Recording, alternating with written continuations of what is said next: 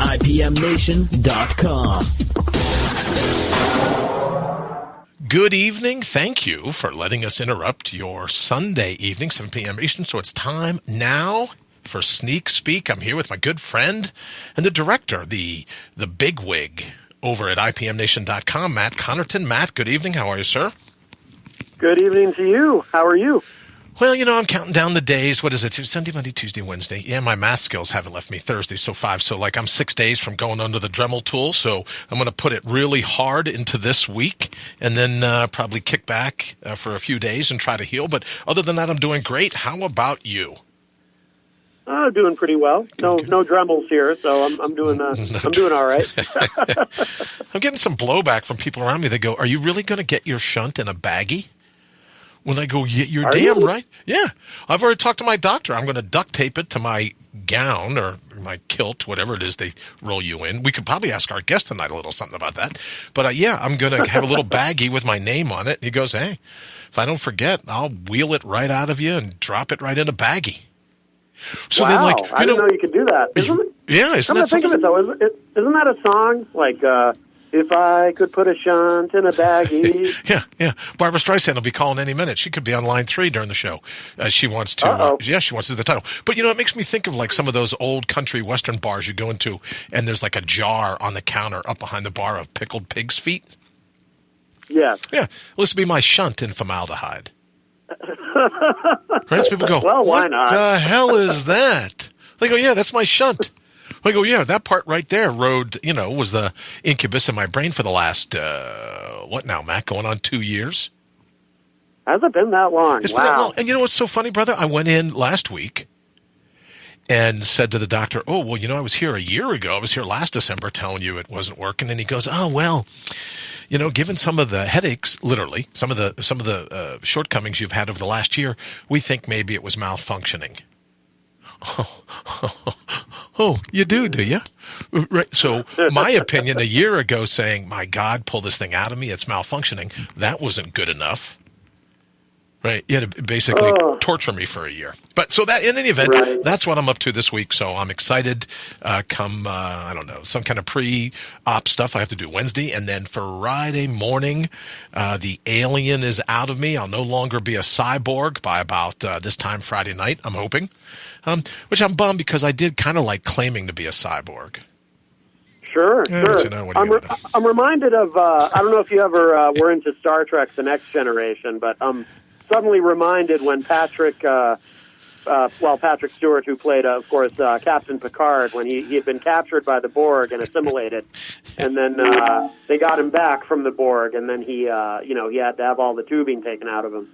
Wow, really? I didn't know about that. Yes. See, I'm a little older than you, I guess, because my memory, as it pertains to something like this, with Star Trek is Ricardo Montalban. When you get over the fine Corinthian leather, when you get over a tattoo saying the plane, he was the one that dropped that little worm or something, wasn't he, into somebody's ear, and then it ended up eating out through his chest or his something or other? Do you remember that? Something like that, yes. It was quite horrifying. That was Star Trek 2, Wrath of Khan. Wrath of Khan. Was that Wrath of Khan? Maybe I'm not old. Maybe I'm not old then. All right, Matt, enough about me. Why don't we go ahead, and before we get into this week's, all the cool things that are coming, because I know I think you have an announcement to make as well as a new show that's coming to IPM Nation. Why don't you introduce our guest, and we can get into it, and then we'll save towards the bottom of the hour for the big breaking news of one of the other people joining us on IPM Nation. So, Matt, take it away. Yes, well, joining us via phone, a gentleman whom I've known for a long time now, and I have a long association with, and very, very proud of that. He's not only someone we've done a lot of work together, but I also count him among one of my closest friends. Wow! The effervescent Dr. Kevin. Dr. Kevin, how are you? Welcome, sir. Hello. It was Chekhov's brain that worm went into. Oh, thank you. That made him be subservient to the wrath of Khan.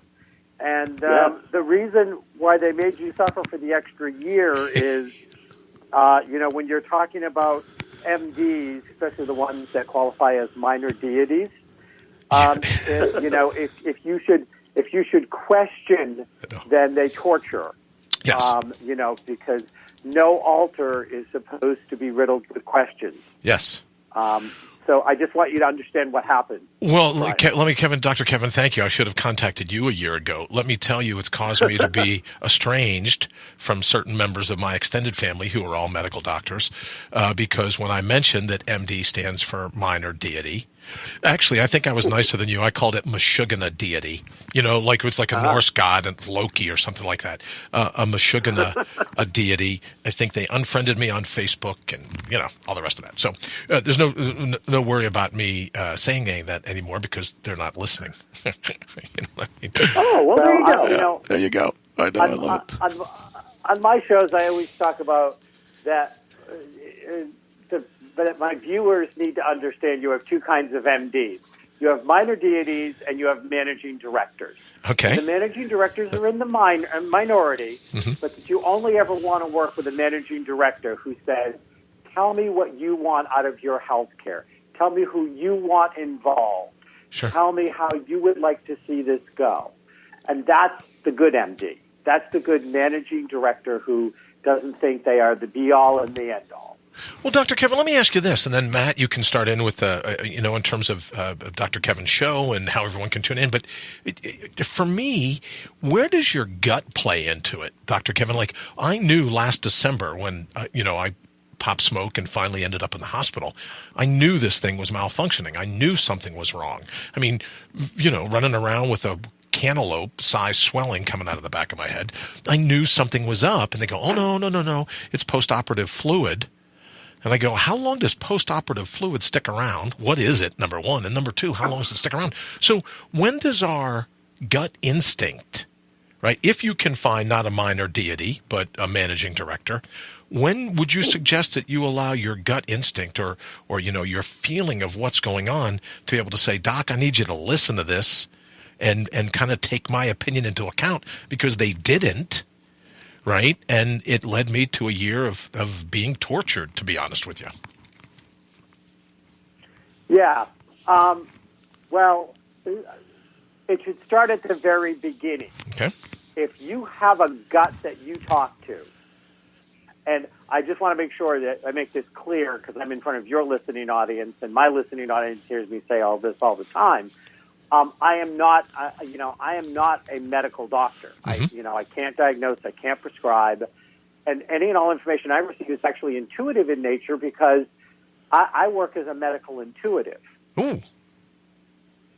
So asking me, when do you listen to your gut? A better question is, when should you not listen to your gut? That's a great when you have question. Indigestion. Right. That's about it. That's about it. I just found myself flipping coins anymore, like the bad guy in Batman. And if the coin comes up, then I do a certain action. If the coin ends up tails, I do another action. But I love that. So, Matt, why don't you go ahead and I want to hear more about your friendship with Dr. Kevin, that you all have known each other, and give me an idea of how excited you are to have him here on ipmNation. Well, yeah, Dr. Kevin is practically an ipmNation original. I mean, we've been carrying his content on ipmNation for, it's been at least a decade, right, Dr. Kevin? Wow. Over a decade, yep. Over a decade. When did it? And sorry, go ahead. No. I'm almost positive you started carrying me. You weren't my main station, but you did, I can't think of the word right now, but I came to your station. I'm pretty sure it was in the first year you had ipmNation. Wow. I think so. Because I've been on air for 13 years, going on to 14 years now. Yeah.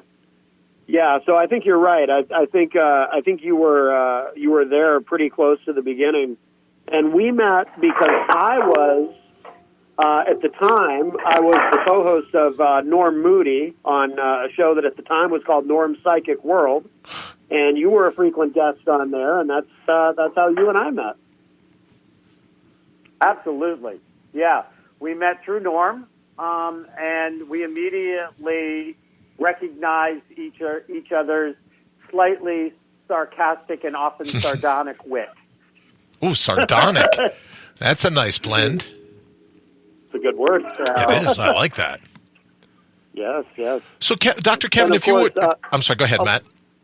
Oh, no, go ahead, Brian. No, I was just going to ask about like the time slot, when to, he's got a great sense of humor and a medical intuitive. I think he could do a lot of help for folks. What's catch me up on the time slot? How often? Where can we find him? That kind of thing. Yeah, Dr. Kevin, the Dr. Kevin show is on Thursdays on ipmNation 2, Thursdays at 6 p.m. Eastern. He's also on Own Times Radio. But syndicates the show to ipmNation.com, so we carry it at the same time. And, Thursdays live at 6 p.m. Eastern, and actually the first Thursday of every month, I join Dr. Kevin live from 6 to 7, plus I occasionally guest host for him, too, as I did recently. Oh, very nice. Sorry, what? I was going to say that's very nice that you can guest host for him. Yes, yes. Yep. And we should also mention, too, we have Dr. Kevin TV, which is a 24/7 streaming channel that runs at ipmNation.com/drKevinTV. Or I think we called it Dr. Kevin and Friends, actually. And, yes, Dr. Kevin and Friends. I'm looking at it now. Because Dr. Kevin has a lot of television content going back many, many years. So if you watch it long enough, you can see Dr. Kevin at various phases of his life, going back quite a bit. Very cool. So, Yeah. Dr. Kevin, if I can ask you, what is something that you hope your viewers, or I suspect in doing it over a decade now, your viewers, what are some of the things that they come away with? What is, like, for someone that may not know of your programming, what would you like them to know about what you do? The thing that's most important for me to do is to empower people to upgrade their critical thinking skills. I've had several formats. There was a period, Brian, where I had shows 5 days a week. There was a time I was on CBS Radio. I've bopped all over the place with my stuff. And in my current show, I usually bring one guest on, which we should have you come on sometime, Brian. We were going to have you on way back when you first got involved with Matt, and then you had that inconvenient health issue of yours. I don't know what you were thinking. Probably wasn't, brother. That's the whole thing. But we'd love to have you on the show at some point. And I try to find, or I do find, a wide variety. Nobody ever knows who my guest is going to be they're not all just spiritual. I have business. I did a whole series of people that were young, successful entrepreneurs under 25. I've done a death and dying series. You name it. Wow. I've had all sorts of different people, and all I do is I invite them to answer a few questions. Okay. They get the questions in advance so they can be ready for it. And then I either support or challenge their questions, and I get to be my viewer's mouthpiece for meeting very interesting people and expanding their awareness. Wow. And, it's all about, I never know who I'm going to meet. And I will tell you, I have been told, I've had many guests say, best show I've ever done. I've never felt like I could so much be myself and so promoted. And I have other people who absolutely hate my show that would never come on. And I've had people I've thrown off in the middle of my show because they won't stop being an ongoing sales pitch. They won't give me content. They won't give me things that are value to my listener. And I've said to people on air, if you try to sell this one more time, I'm throwing you off the show because that's not what we agreed to.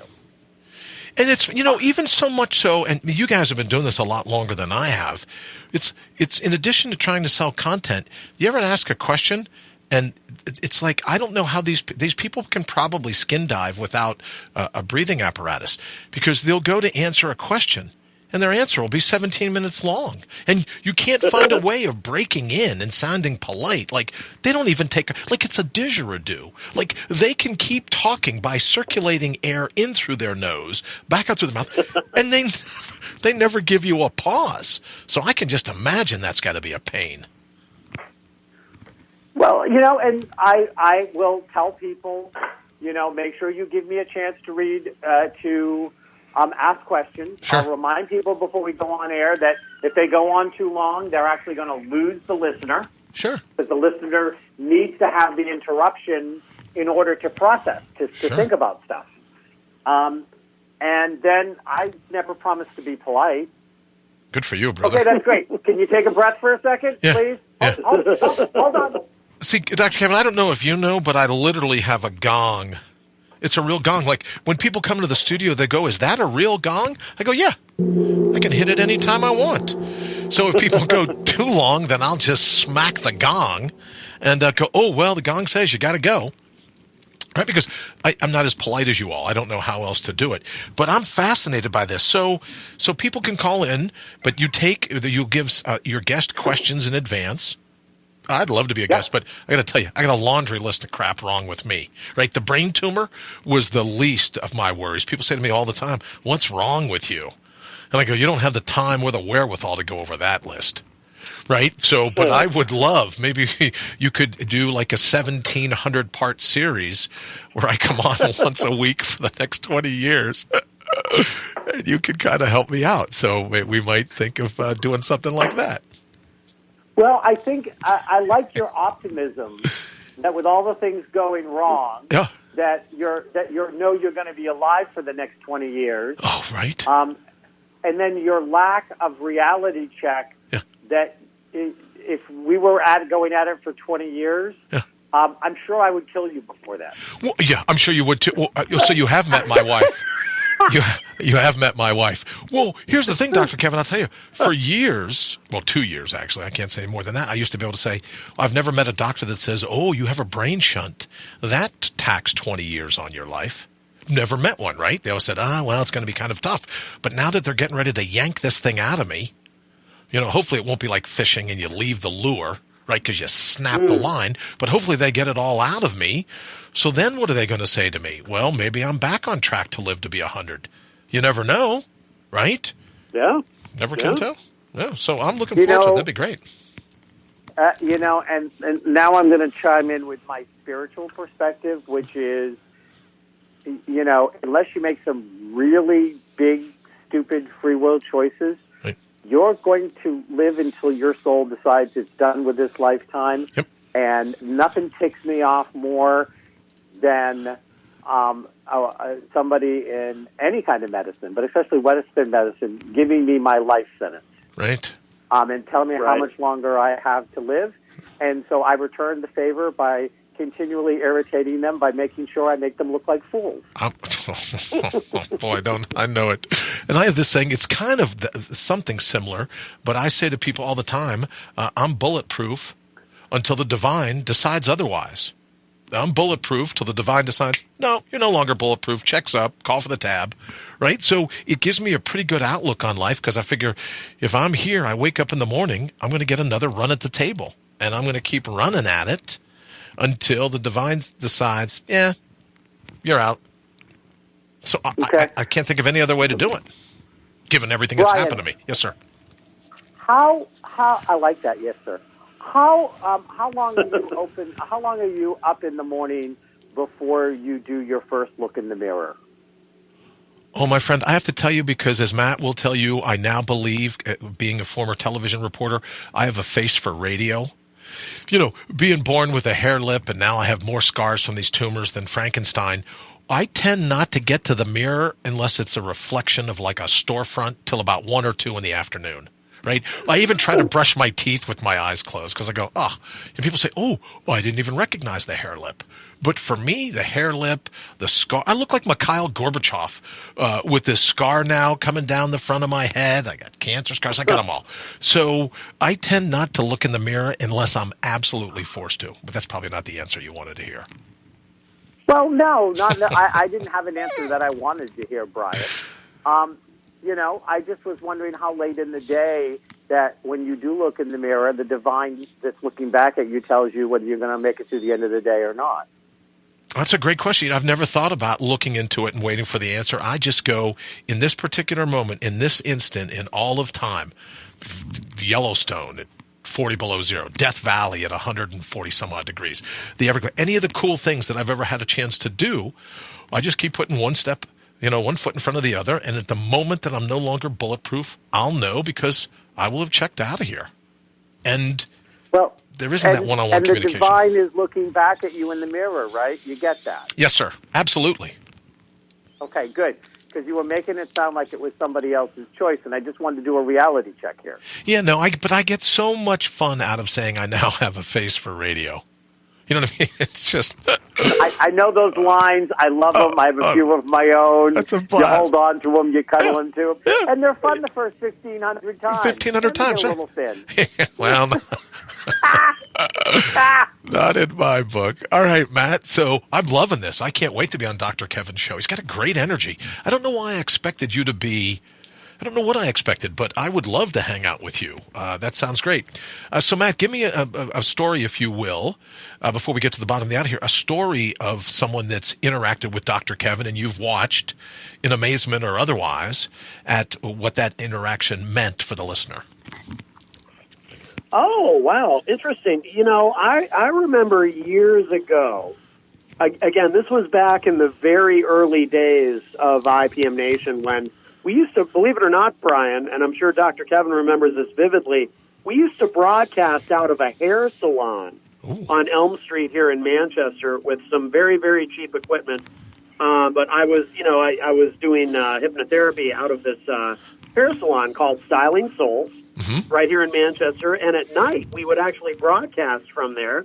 And I don't know if you remember this, Dr. Kevin, but you came there one Sunday night when we were broadcasting, and there was a particular show that we used to have on Sunday nights, and the initials of the title were BE. I'm not going to say the full name of the show because we try to keep this kind of PG.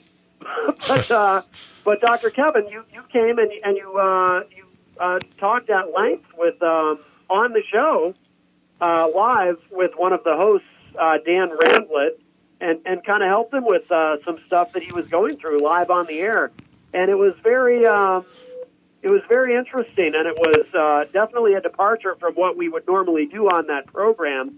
But I think you really helped Dan and helped him feel a lot better that night, and kind of changed his outlook. And I don't expect you to remember it in any detail because, obviously you've seen Lord knows how many thousands and thousands of clients and different people you've helped, but it's something that I saw right in front of me that I'll always remember. Seeing you get to, in real time, really kind of help somebody work through some issues. Very cool. Yeah, I remember the salon, and I remember going there a couple of different times, and I remember having an intense conversation, but I didn't store it in my headspace necessarily. But, this is one of my oddities. If he came in tomorrow and sat across from me within the first 5 to 7 minutes and started talking to me, I would recall almost enough of it to be able to pick it right up and move it forward. Sure. I will have, I have clients that I might not talk to for years, and within the first 5 or 6 minutes, they're like, "Oh my God, how do you remember that?" And I said, "Well, because you needed me to." That's pretty good, I thought, but you needed me to, so I did. Yeah. Wow. That's an excellent answer. Yeah. Yeah. Wow. So, Brian, would you like to hear the questions I put my guests through? Because you're going to go through them. Yes, I have a pen. I'm ready to go. I have a pen, and I have a blank 3x5 card with your name. I have Dr. K, but you get where I'm going. I'm ready. Yes, sir. So this is the format of the show, and you'll get this in an email, because we'll email and set up a date. The first part of the show, you call in. Okay. You just stay quiet as I do my hot topic. Okay. Hot topic either gets me hot under the collar or warms the cockles of my heart. Very nice.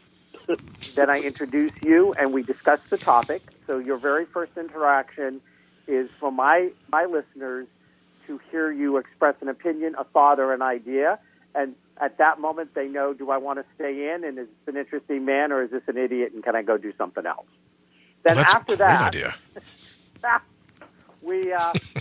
I ask you, where do you want to take my listeners outside the box? I don't care what it is. I don't care what subject. Could be anything in the world. Where do you want to stretch their comfort zone? Okay. Then the next question is, we discussed that for a while. We never know where it's going to go. And then where do you want to take them behind the curtain? Expose them to a truth that has been misrepresented, has been greatly misrepresented in your humble opinion. Sure. All right, I got it. Then the last question for the show, and everybody, with some rare exceptions, everybody gets these questions, and they know it ahead of time. Sure.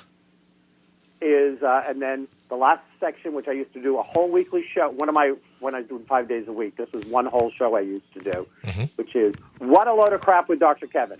What load of crap do you think's going on in the world? Throw it on the table, and we're going to kick it around.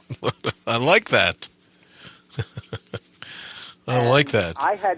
I had a PR agent once who had contacted me about getting some of his authors booked on my show. Mm-hmm. And I said, well, that's fine. I said, but let me tell you the format. I said, because you can't send me 20 questions to ask them. You can't tell me what the parameters of the conversation is going to be. Sure. They get the same questions everybody else does. And I went through the whole show with him, and he said, yeah, I don't think I have anybody bright enough to be on your show. I'd be nervous. But when I get one that is, I'll get back to you. That was like 3 years ago. I was going to say, haven't heard from him since, have you? Yep. Because they prep them all. Sure. Here are the questions. Practice your answers. Yeah. There you go. Yeah. You're going to be okay. Yep. He's like, oh, God, we're not going to put him on the Dr. Kevin show. Yeah, he was riding like there ain't no clown, right? Where's the safety net? I gotcha. All right, guys. Well, as I knew would happen, we're going to get ready to run. This is a 30-minute gig. Dr. Kevin, thank you so very much. I'm looking forward to trading emails and figuring out when you can get me into the queue next. Thank you for joining us. Matt, you got like 90 seconds for some closing thoughts. What do we got going on at ipmNation? And I teased you got a big announcement, so why don't we go with that? Yeah, let's hit that quickly. Beginning tomorrow night, every Monday night at 10 p.m. Eastern, on ipmNation 2, we have a new show called Dumb and Busted. Ooh. And the description actually sums it up well, the description they have online. Every week we bring you true crime stories of insane stupidity and exceptional genius. It's hosted by these two comedians, one of whom, Allison Coughlin, is going to be joining us on January 13th here on ipmNation Sneak Speak. But it's a very, very funny show. There are 38 episodes in, so it's not a brand new show, but we just picked it up. So you can hear the newest episode every Monday night at 10 p.m. Eastern on ipmNation 2. And then weeknights at midnight on ipmNation 2, you can hear previous episodes. We're going to run those because they're sort of evergreen. Sure. And Brian, you being ex-law enforcement, you might find this show particularly entertaining. Being this topic, it's true crime, but it's hilarious. It's very, very funny, and I recommend it. And that starts this week. So it starts this Monday. It starts this coming. Oh, it starts tomorrow on the 10th. Yes, indeed. Oh, that'd be great. I'll leave you with this thought, gentlemen, real quick. I made a burglar arrest one time. Burglar climbed up onto the second story, got in through an unlocked screen window. Right? Climbed in, but while he was busy doing it, his wallet fell out. So gets there with the burglar, he steals all the crap, goes, and I come in, the homeowner goes, I don't know if this helps, but I found this in the room, and it was the guy's wallet, his driver's license, and everything else. Oh, wow. Had fallen out, had clipped the top of the window and fallen out. No, never been there. I don't know where you're talking about. Never been to that address. Oh. Okay, so yeah, I'm sure I could listen, and it'll take me back down memory lane. All right, Dr. Kevin, thank you so very much for your time. I super appreciate it, and I look forward to learning from you, sir, and being on your show. Matt, as always, thank you for the opportunity to be here on ipmNation. We'll look forward to tomorrow night being the launch, and then we'll be back next Sunday night. Matt, I don't know if you get a chance to watch the video. I actually figured out while we were talking how to load your card. the visual Yes, here. So we'll thank see. you. Well, don't thank me yet. Let's wait and see if it works. But we're out of here. Thank you so very much for joining us here at Sneak Speak, and we're looking forward to welcoming you to a full week, 3 different stations here at ipmNation.com. But we're looking forward to welcoming you to some programming that you're just not going to get anywhere else. Thank you so very much for joining us. Have a fantastic evening. I'll be back in about 30 minutes with Sunday version of All Natural Being. Good night, everybody. Bye. Good night. ipmNation.com.